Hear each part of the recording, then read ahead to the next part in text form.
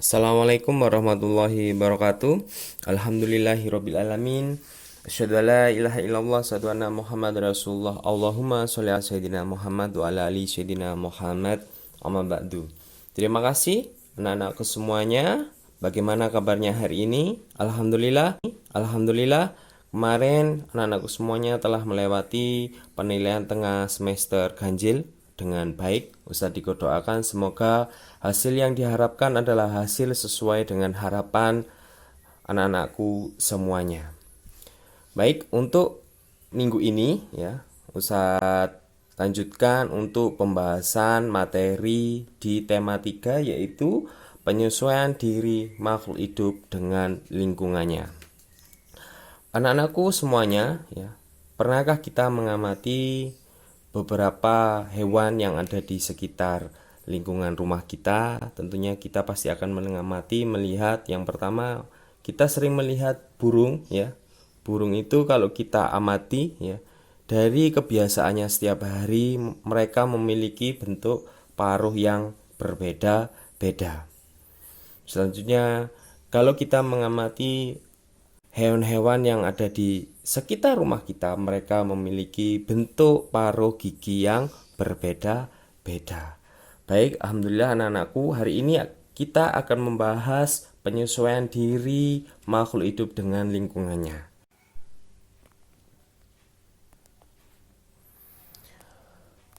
Kita lanjutkan pembahasan kita, yaitu di penyesuaian makhluk hidup terhadap lingkungannya. Makhluk hidup juga dimiliki ciri khusus. Ciri khusus ini membedakan antara makhluk hidup yang satu dengan yang lainnya.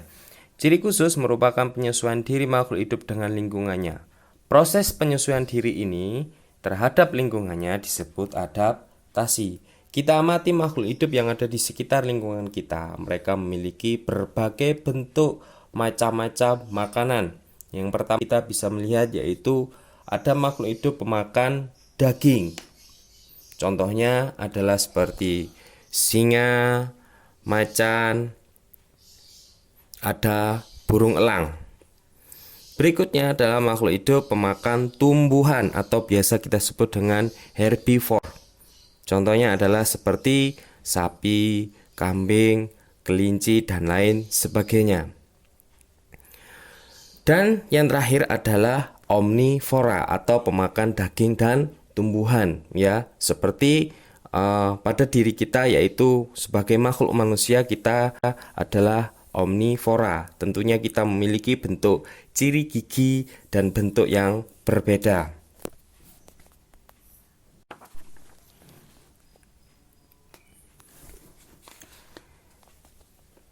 A. Penyesuaian pada bentuk kaki burung. Yang pertama, kita seperti melihat di buku paket halaman 28, kita bisa melihat di situ ada dua gambar yang menunjukkan paruh burung yang berbeda. Yang pertama, gambar 2.1 itu adalah paruh burung pelatuk yang berfungsi untuk melubangi pohonnya, karena makanan pada burung pelatuk adalah mereka mencari serangga. Dan gambar yang 2.2 kita bisa melihat yaitu adalah burung elang yang menggunakan paruh yang melengkung untuk mencapik-capik mangsanya, karena burung elang adalah pemakan daging. Kita bisa melihat pada gambar yang ada di slide ini ya, kita bisa melihat di situ ada 5 gambar, di situ ada 6 gambar ya, yang menunjukkan bentuk paruh burung yang berbeda-beda. Misalnya, ada burung pelatuk ya, memiliki paruh panjang, runcing, dan kokoh untuk mematuk pohon. Sedangkan pada burung pemakan ikan atau contohnya burung pelikan yang memiliki bentuk paruh yang berkantong. Fungsinya adalah untuk menciduk ikan di dalam air. Berbeda seperti burung pemakan biji-bijian ya, mereka memiliki bentuk paruh tebal, pendek, dan kuat. Kita bisa melihat di lingkungan sekitar kita banyak sekali masyarakat yang memelihara burung pemakan biji-bijian. Kita perhatikan pada slide yang ada di tampilan ini yaitu adalah macam-macam penyesuaian pada bentuk gigi. Seperti yang saya sebutkan di awal tadi, ada 3 jenis bentuk gigi yang menyesuaikan terhadap makanannya. Yang pertama adalah herbivore, yaitu adalah pemakan tumbuhan. Kita amati bentuk giginya, yaitu mereka memiliki bentuk gigi seperti pada tampilan slide tersebut. Yang kedua adalah bentuk gigi karnivora. Ya, pada bentuk gigi karnivora ini mereka memiliki taring pada ujung mulutnya yang berfungsi untuk mencabik-cabik makanannya. Dan yang C adalah bentuk gigi omnivora atau pemakan tumbuhan dan daging.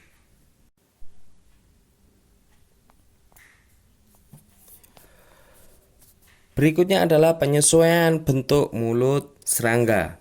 Setiap kelompok serangga memiliki bentuk mulut yang berbeda-beda, sehingga cara memperoleh makanannya pun berbeda-beda. Perbedaan tersebut mempengaruhi bentuk mulut serangga. Ada 4 tipe mulut serangga, yaitu sebagai tampilan berikut. Yang pertama adalah tampilan bentuk mulut pengunyah, ya. Biasanya ini adalah bentuk mulut dari belalang, ya, atau bentuk mulut dari kumbang, ya. Di situ di buku ada di halaman 29, yaitu tipe mulut pengunyah atau penggigit. Contohnya adalah kumbang dan belalang. Kalau kita amati yang kedua, yaitu bentuk mulut penghisap. Contohnya yaitu adalah kupu-kupu. Dan gambar ketiga yaitu bentuk mulut penjilat seperti lalat. Dan yang terakhir adalah bentuk mulut penusuk dan penghisap seperti nyamuk. Jadi nyamuk itu menusukkan dulu ujung dari mulutnya dan lalu menghisap darah.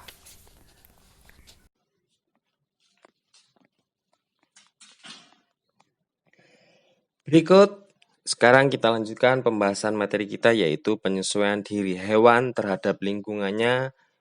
Yang pertama adalah penyesuaian hewan pada padang pasir yang gersang.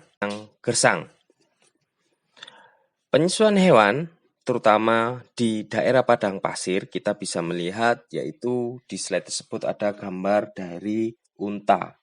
Mengapa demikian? Karena unta memiliki punuk. Kalau kita lihat di situ ada 2 punuk yang berisi lemak.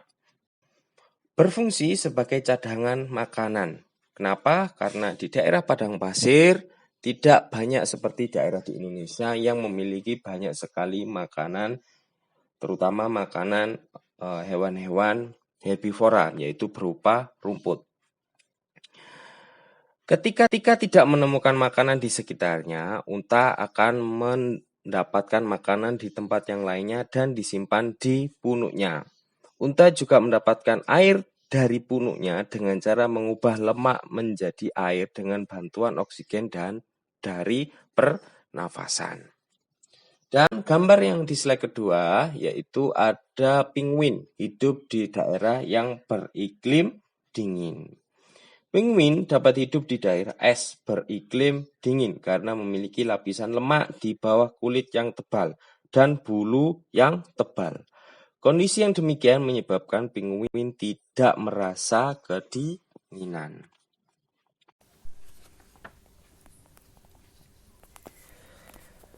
Kita lanjutkan pembahasan kita, yaitu di penyesuaian hewan untuk mempertahankan diri. Coba teman-teman semua silakan diamati, di sini ada 6 gambar yang Ustaz Diko tampilkan. Yang pertama di situ adalah penyesuaian hewan belalang sembah. Hewan belalang sembah memiliki cara yang cukup unik untuk menyelamatkan diri dari gangguan musuhnya, yaitu dia akan berkamuflase.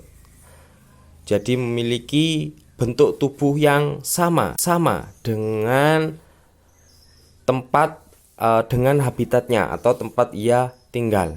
Berikutnya adalah bunglon. Bunglon memiliki cara mempertahankan diri yang cukup unik juga, yaitu dia melakukan mimikri atau menyamarkan bagian dari tubuhnya sama dengan yang ia hinggapinya. Contoh, kalau ia hinggap di daun, maka bunglon akan menyamakan tubuhnya merupai daun. Tetapi ketika bunglon itu ia hinggap di batang kayu, maka bagian kulit tubuhnya akan berubah di warna coklat. Dan yang ketiga, di situ ada gambar cicak, yaitu cicak cara mempertahankan tubuhnya yaitu dengan autotomi atau memutuskan sebagian ekornya ketika dia merasa terancam. Dan gambar keempat, di situ ada walang sangit, ya. Walang sangit ini memiliki bau yang menyengat. Jadi ketika merasa terancam, maka walang sangit ini akan mengeluarkan aroma bau yang cukup menyengat dan membuat mangsanya yang akan memakan tersebut tidak mau untuk mendekatinya. Pada gambar kelima, di situ ada cumi-cumi, ya. Cumi-cumi, kalau kita melihat cumi-cumi ketika dimasak oleh ibu di rumah, maka akan mengeluarkan cairan yang berwarna hitam. Sesungguhnya cairan tersebutlah adalah cairan untuk melindungi cumi-cumi ketika diganggu oleh mangsanya. Dan hewan yang keenam yaitu terenggiling, ya. Terenggiling ini cukup sulit dicari. Kenapa? Karena terenggiling ini sudah termasuk hewan langka. Jadi teman-teman bisa melihat di kebun atau di tempat-tempat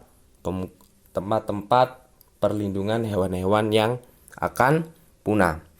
Terenggiling ini ia akan menggulungkan tubuhnya. Jadi tubuhnya itu digulungkan bulat seperti itu dan membuat mangsanya tidak memakan terenggiling.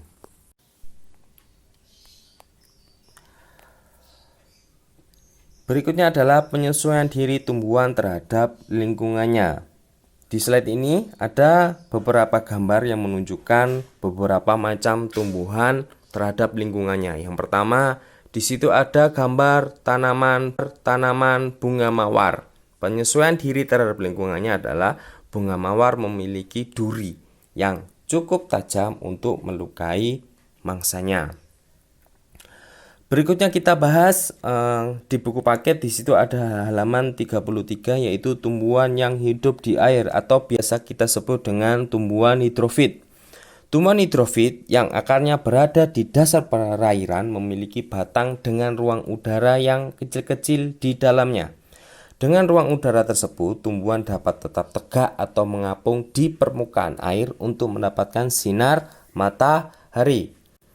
Batang yang penuh udara juga berfungsi membantu menyalurkan oksigen ke akar. Contoh tumbuhan hidrofit ini adalah eceng gondok dan teratai, seperti pada slide gambar tersebut. Tumbuhan hidrofit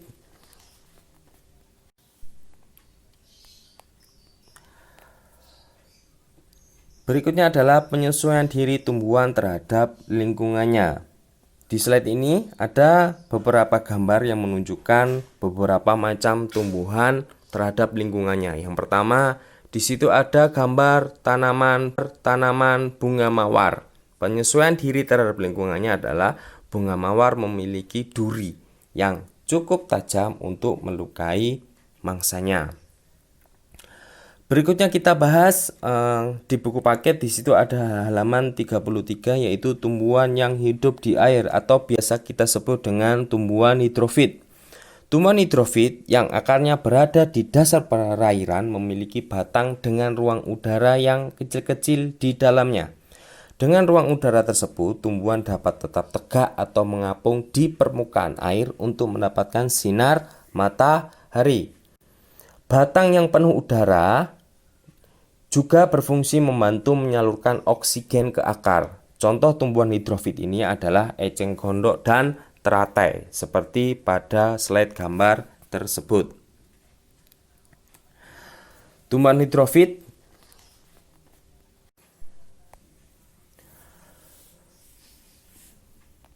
B.